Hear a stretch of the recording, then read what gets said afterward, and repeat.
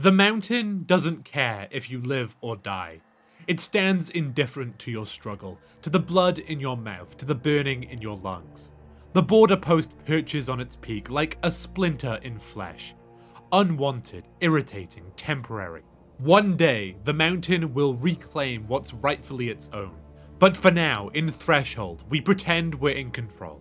What a joke.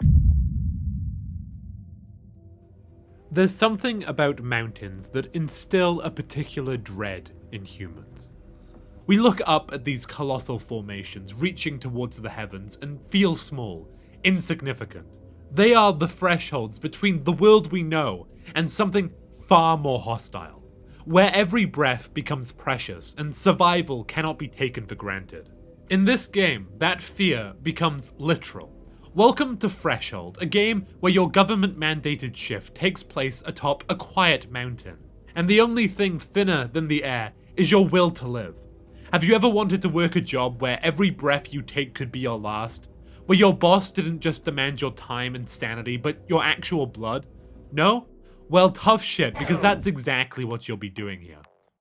Released in 2024 by indie developer Julian Evile, Threshold takes the concept of terrible job simulator and cranks it up to 11 by adding a healthy dose of psychological horror, environmental dread, and the constant threat of suffocation. It's like if someone looked at Papers, Please and thought, this needs more bleeding from the mouth. It's worth noting that this nightmare was published by Critical Reflex, a publisher that's rapidly becoming the harbinger of sleep deprivation and existential dread in the indie horror scene.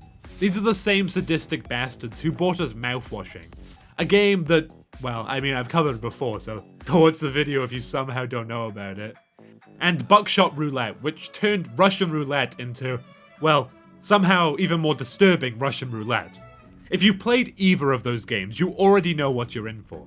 Meticulously crafted psychological torment with a side of what the actual fuck.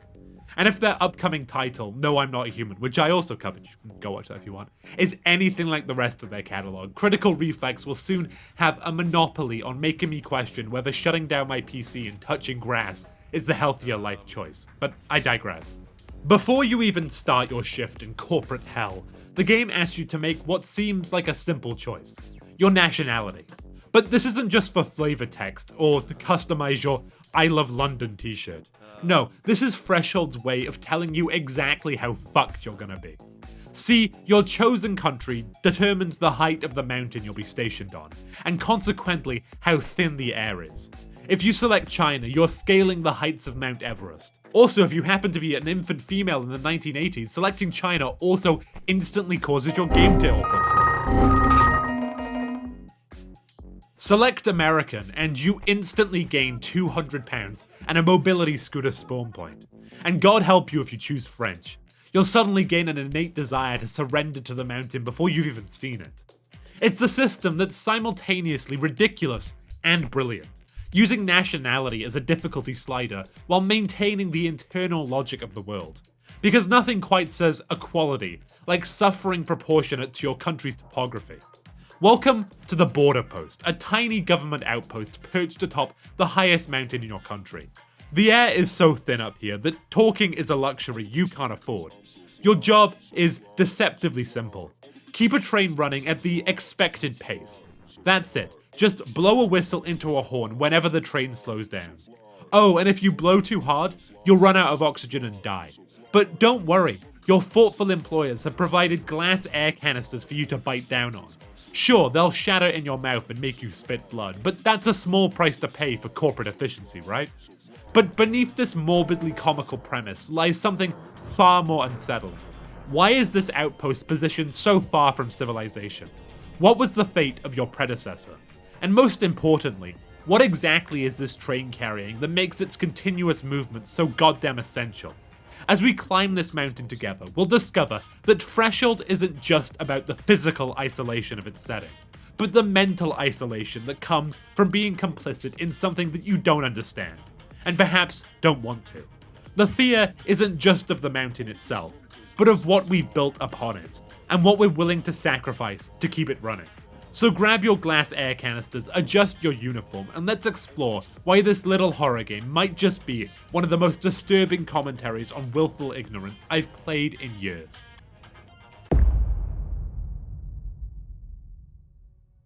So you've signed your life away on a government contract and somehow ended up at the border post. Congratulations! I'm sure it'll look great on your resume, assuming you survived long enough to update it. Your first moments in Threshold are an exercise in corporate dehumanization. Your name reduced to a mere 2 letters. Your possessions left behind during decontamination. Your identity summed up by an I Love London t-shirt, or whatever city corresponds to your chosen nationality. The game wastes no time stripping you down to nothing, but a replaceable cog in a machine you don't understand. The elevator ride up the mountain is your first taste of what's to come. A slow, tense ascent that gives you just enough time to question your life choices before depositing you onto a rickety platform overlooking a seemingly endless train. And that's where you meet Mo, your purple-clad colleague who's been pulling a 16-hour shift and looks about as enthusiastic as someone who's been biting glass for the better part of a day. Communication in Threshold is delightfully inconvenient. The air is so thin that talking is a luxury no one can afford. So Mo communicates exclusively through hastily scrawled notes. It's like texting, but with more hand cramps and the constant threat of asphyxiation. Efficient! Your job, as Mo graciously explains, is simple. Make sure the train maintains the expected pace. When it slows down, an alarm blares, and you need to blow your whistle into a speaker to make it speed up. Easy, right? Except each blow of the whistle drains your precious oxygen, leaving you gasping like a fish in a desert. But wait, the generous overlords who stuck you on the mountain have thought of everything. When you're on the verge of death, simply bite down on a glass air canister. Sure, it'll shatter in your mouth and leave you spitting blood all over the floor, but hey, at least you're breathing. Mo assures you that we get used to it, which is exactly the kind of thing people say about traumatic experiences they definitely haven't gotten used to. The gameplay loop of Threshold is an exquisitely crafted exercise in mundane horror. Blow whistle, collect ticket, exchange ticket for air, repeat.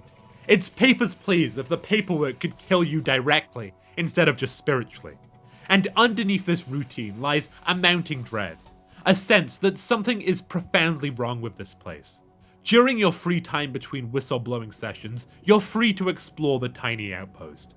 Building 2 houses the air canister dispenser, conveniently located next to what appears to be dried blood, and some sort of ominous machine making dripping noises.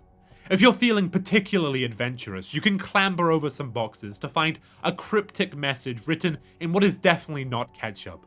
There is another one. Oh, and let's not forget Building 1, which initially appears to have no handle, just a pipe next to it perfect for whistling into. Because nothing quite says normal workplace like doors that only open when you play them a tune. Blow into this pipe and the door swings open, giving you access to a white void, the capital chamber, where you can finally breathe without dying, and ask a few questions to a disembodied presence. Who needs HR when you can talk directly to the void?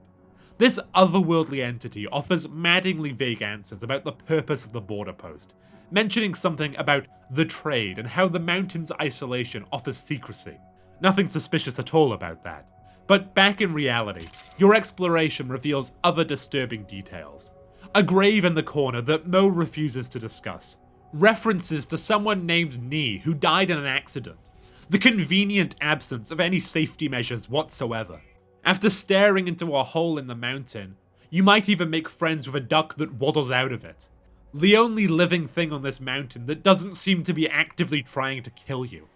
What makes Threshold brilliantly unsettling isn't just the overt horror, it's how it gamifies willful ignorance. You could keep your head down, do your job, and pretend not to notice the blood, the grave, the cryptic messages. The game tempts you with the comfort of routine, the security of just following orders. After all, questioning too much might get you reported, and surely what Mo says about the train carrying water the country needs must be true, right? But the mountain doesn't care about your comfort. Those inconvenient truths pile up like the white matter clogging the grate in the stream. A perfect metaphor for the game itself.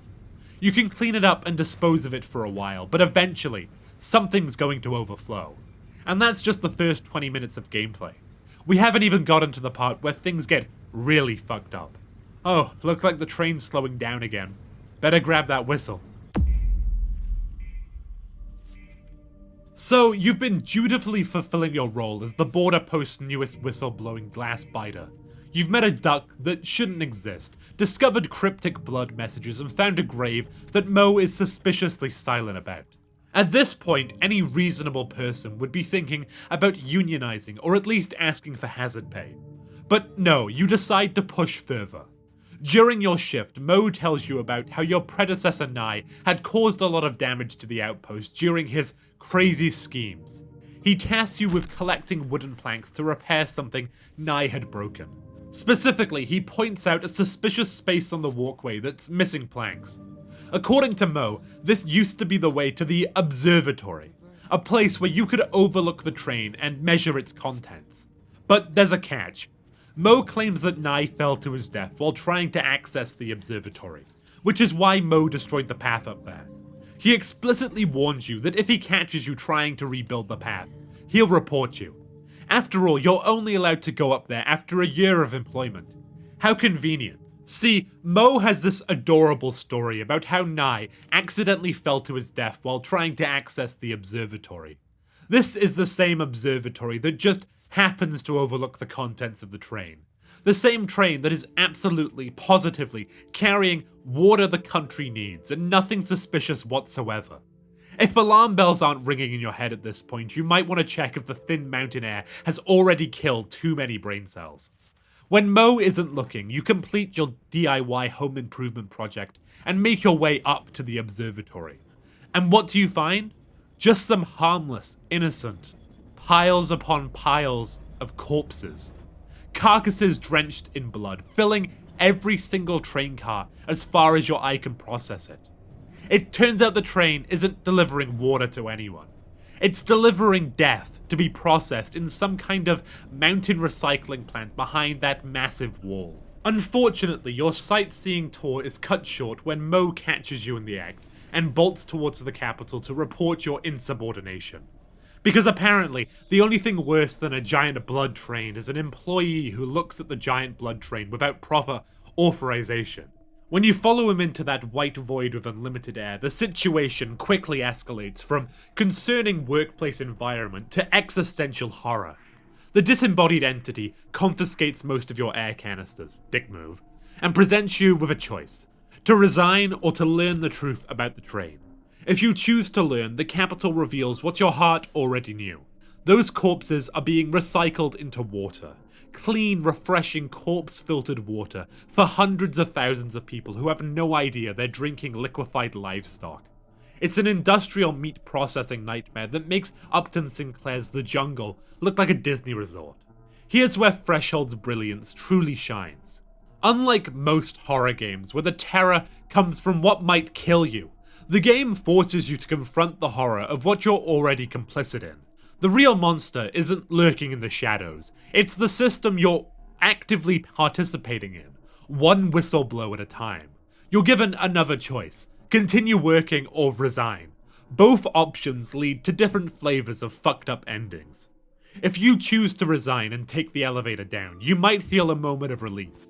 You're escaping, you're free. Except that elevator cable suddenly snaps and you plummet to your death. Because in Threshold, even quitting is fatal. Or maybe you get suspicious about that too convenient elevator and decide to stay at the border post. In that case, you get to witness the apocalyptic overflow of the recycling plant.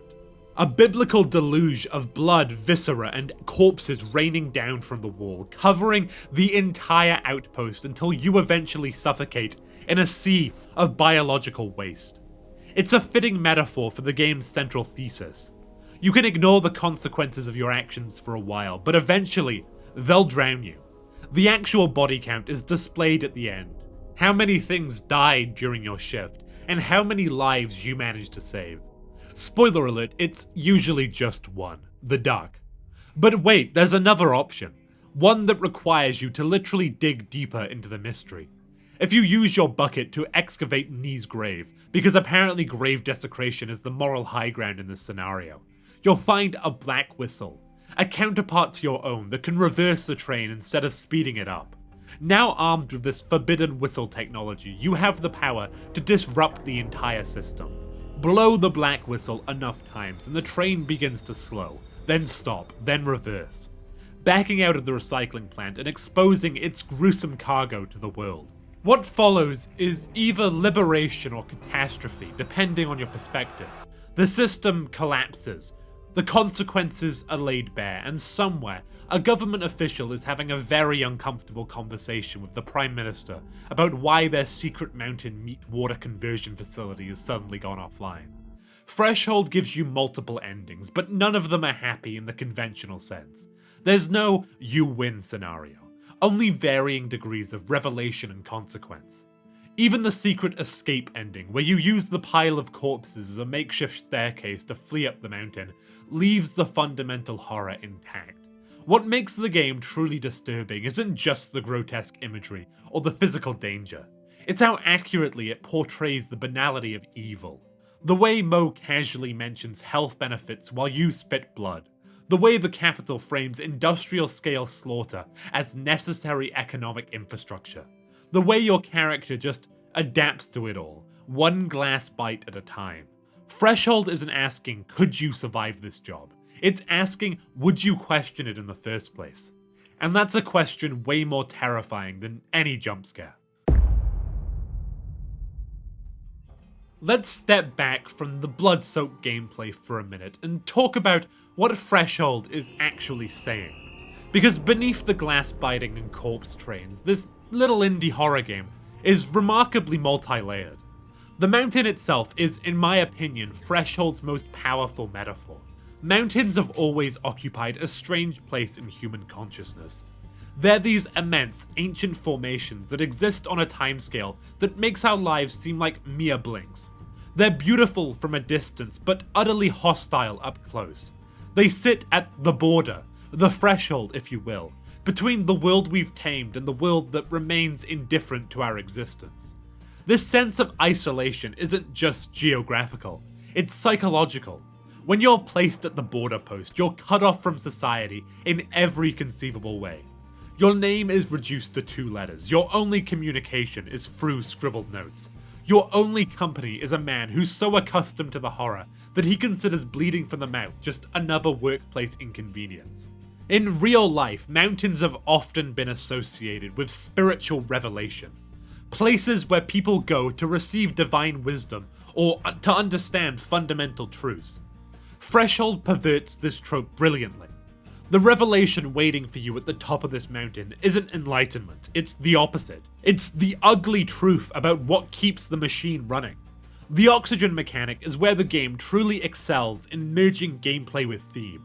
Every breath you take is a conscious choice in Threshold. Every time you blow that whistle, you're choosing to sacrifice your own limited air to keep the system functioning. Every time you bite down on a glass canister, you're committing a small act of self-harm to remain complicit. It's an elegant mechanic that forces you to internalize the very message of the game. Participation has a cost, and that cost is paid in blood. Think about what the alarm represents. That constant anxiety-inducing wail that triggers whenever the train slows down. It's the system itself demanding your attention, your compliance, your sacrifice. And what happens if you ignore it? Nothing immediately fatal. The world doesn't end, the train just slows down. The true consequence, the lack of air canisters, only becomes apparent later, when your participation has already been secured. The disembodied entity in the capital chamber echoes corporate doublespeak with disturbing accuracy. It offers health benefits while forcing you to bite glass. It emphasizes secrecy while pretending to be transparent. It frames industrial-scale slaughter as necessary for economic stability. Anyone who's ever sat through a corporate town hall meeting where layoffs were described as right-sizing, and let's not forget Mo, who embodies the perfect corporate citizen. He doesn't question, he doesn't resist. He reports those who deviate from protocol. He's adapted so completely to the horror that he can casually mention dental care while standing in a puddle of his own blood. Mo isn't evil, he's normalized, which is far more disturbing. Even the duck, that random, inexplicable duck that appears in the middle of a place where nothing should live, serves a thematic purpose. It's the one thing in this environment that feels out of place, precisely because it doesn't belong to the system. It's nature asserting itself in a space designed to process nature into commodity. Which brings us to the central metaphor, the train full of corpses being processed into water. This is Threshold's most direct commentary on modern industrial practices, particularly around meat production. The game is asking us to consider the hidden cost of our consumer comforts, the industrial scale death that occurs far from our view, allowing us the luxury of never connecting our consumption with its consequences. I'd argue that the true horror of Threshold isn't the gore or the body count or even the threat to your character's life. It's the realization that systems like this exist because we allow them to, because we don't ask questions, because we accept the glass canisters and the bleeding mouths as the cost of keeping our jobs. The mountain doesn't care if you live or die, but someone built that border post on top of it, someone designed those air canisters, someone decided that secrecy was more important than safety, and every time you blow that whistle, you choose to keep it all running. Let's talk about those 4 words that appear at the end of every horror movie trailer designed to make you shit yourself, based on a true story. Threshold proudly displays this claim, which initially might seem like the standard marketing bullshit that every third horror game employs these days. But unlike your typical, "Oh, I heard a noise in my attic, so clearly demons exist" fare, Threshold's claim has a disturbing kernel of truth to it. No, there isn't a secret government facility on a mountaintop turning cows into fucking Brecon carrying, but the game is using hyperbole to point at something very real. The industrial meat complex that most of us conveniently ignore every time we unwrap a burger. Modern meat production isn't just a business, it's an exercise in psychological compartmentalization. It requires geographic isolation, like, say, a mountain border post, specialized workers who become desensitized to the process. Hello, Mo. And an elaborate system of euphemisms and barriers to keep consumers from connecting their dinner with its bloody origins. Did you know that in many US states, it's actually illegal to film or photograph the inside of slaughterhouses without permission? They're literally labeled ag-gag laws, which sound like something a villain would create in a dystopian Netflix series, except it's completely real. If Threshold were truly realistic, Mo would have confiscated your phone before letting you near that observatory. The game takes the real-world concealment and amplifies it to the point of absurdity. Instead of just hiding the killing floor from public view, Threshold imagines a world where they stick it on top of a mountain, where the workers can barely breathe. Instead of just using euphemisms like processing or harvesting, it creates a scenario where workers aren't even allowed to speak at all. But perhaps the most authentic part of the true story is the casualization of trauma. That moment when Mo hands you your first glass canister and assures you that we get used to it, isn't just horror game dialogue, it's the dark reality of how humans adapt to almost anything, no matter how objectively terrible. Workers in actual slaughterhouses report higher rates of PTSD, substance abuse, and domestic violence. They get used to it in the same way Mo gets used to spitting blood, by compartmentalizing, by focusing on the practical benefits, by accepting it as just another workplace hazard. The game's exaggerated version of this normalization isn't that far removed from reality. And then there's the numbers. At the end of Threshold, you're shown how many animals died during your shift, how many overflowed over the wall, and how many lives you saved. These aren't just arbitrary game stats, they're a direct parallel to the actual mathematics of industrial meat production. The average American consumes roughly 274 pounds of meat per year. That's approximately 1 chicken every week, 1 pig every 6 months, and 1 cow every 3 years per person. Multiply that by 330 million, and you get numbers that make Threshold's blood-soaked train cars seem almost modest by comparison. The game's most disturbing suggestion isn't that some secret cabal is hiding meat processing behind a wall. It's that we don't need a cabal. We're perfectly capable of hiding it from ourselves. We create our own psychological mountains to keep the uncomfortable truths at a distance. Ever notice how meat dishes on restaurant menus rarely mention the animal they come from? It's beef, not cow, pork, not pig. We've built an entire linguistic framework to keep us one step removed from the reality of what we're consuming. Even the way we structure our lives creates this distance. Most of us live in cities or suburbs, far from the rural areas where meat production actually happens. We buy our food in brightly lit supermarkets with cheerful packaging and nutrition facts. The blood, the fear, the industrial scale death that makes our lifestyle possible. It all happens somewhere else, behind a metaphorical wall, on top of a metaphorical mountain. Now that is the horror that Threshold is tapping into. Not that some shadowy organization is hiding the truth, but that we're all participating in a collective agreement to not look too closely at what exactly keeps our world running. We all have our own personal air canisters that we bite down on, our own little comforts that make the discomfort bearable. So yes, Threshold is based on a true story.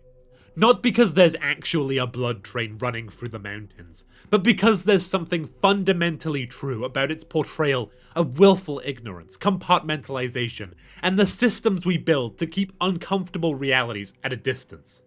The question it asks isn't, could this happen? But rather, isn't something like this already happening? And that's a much more disturbing question to consider. Let me be perfectly clear about something before we wrap this up. I'm not some militant vegan trying to convert you through the medium of indie horror game analysis. I eat meat, I enjoy meat. I've never once shed a tear for the McChicken that gave its life for my 2 a.m. McDonald's run. This isn't about pushing a vegetarian agenda. It's about appreciating a game that uses the primal fear of what we don't know to create something genuinely unsettling. Mountains have terrified us since the dawn of human existence. They're these massive, indifferent formations that kill without malice or intent. They don't care about your preparation, your equipment, or your will to live. The air thins, temperatures drop, storms appear from nowhere, and one misstep sends you plummeting to your death. Mountains represent nature's absolute indifference to human life, a physical manifestation of forces beyond our control. Threshold understands this ancient fear and weaponizes it brilliantly. It's not just set on a mountain, it's about a mountain. That overwhelming sense of isolation, the struggle for every breath, the knowledge that help is impossibly far away. These aren't just simple gameplay elements, they're the psychological reality of being trapped between earth and sky, at the mercy of forces that were ancient before humans even existed. The game's genius is how it merges this natural fear with man-made horror. Mountains kill through indifference, systems kill through design. By placing this obscene industrial operation at the peak instead of the expected mountain cabin or research station, Threshold creates a disturbing juxtaposition. The border post represents humanity's arrogant attempt to impose order on something fundamentally uncontrollable. That's why the recycling plant's overflow is such a perfect culmination of the game's themes. It's the mountain reclaiming its territory. It's nature reasserting its dominance over human systems. All that carefully controlled industrial horror suddenly becomes a chaotic deluge that drowns you in its consequences. The mountain always wins because the mountain doesn't play by our rules. The fear of the mountain isn't just about heights or cold or thin air. It's about confronting our own insignificance. When you stand at the base of a mountain and look up, there's an instinctive understanding that you are small and temporary, while it is vast and eternal. Threshold takes this feeling and translates it into gameplay that makes you feel perpetually vulnerable, perpetually gasping, perpetually at the edge of death. This is what separates Threshold from the ocean of mediocre indie horror games flooding Steam these days. It's not relying on cheap jump scares or retreading the same haunted asylum / abandoned hospital tropes we've seen 1,000 times. It's tapping into something much older, much deeper. The fear that has kept humans in valleys and lowlands for most of our existence. The fear that made mountains sacred spaces in almost every ancient culture. The fear of standing at the threshold between the world we control and the world that controls us. At the end of the day, Threshold isn't just a game about a secret meat processing facility or corporate malfeasance. It's about standing on the edge of something vast and incomprehensible, something that would kill you without even noticing. The mountain is both setting and metaphor, both physical space and psychological state. It makes you feel small, not just through its size, but through its absolute indifference to your existence. Mountains don't care if you live or die. They don't care about your moral choices or your complicity in systems you don't understand. They stand impassive and eternal, while humans build their temporary structures and play out their temporary dramas. And in the end, long after the border post has collapsed and the train has rusted away, the mountain will remain, the ultimate uncaring witness to all our futile attempts at control. So if you've got a few hours to spare and don't mind spitting some virtual blood, Threshold is worth your time. Just maybe don't play it right before a hiking trip. Oh, okay, well, thank you so much for watching. Your support means more than you can know. I'd first like to thank the Patreons and members of the channel, that being The Milkman, Aroxano, Vinicus Franca, Ice Bear, and A Brick Wall. Actually, this video today was recommended by one of our members, Aroxano. So if you want, to suggest games and to support the channel that I'll cover, well, games I'll cover in the future, you can join the channel or the Patreon and, help put input into future videos. But yeah, if you did enjoy, please do make sure to like and subscribe. It really does help a lot. And this video was kind of a mixture of my old style mixed kind of with a new one. I just to put it out there, I really don't give a shit about animals all that much. I mean, they're cute and all, but the whole I won't eat meat because I like them is but I feel that the message the game had to say was pretty fucking interesting considering it's an hour-long indie game. So yeah, thanks so much for the suggestion. I hope you did enjoy. Let me know down below if there's any other games that you'd like me to cover. Follow me on Twitter /BlueSky down below, because if the numbers go up, my dopamine goes up. And yeah, I hope you did enjoy again, and I shall see you in the next one. Bye-bye.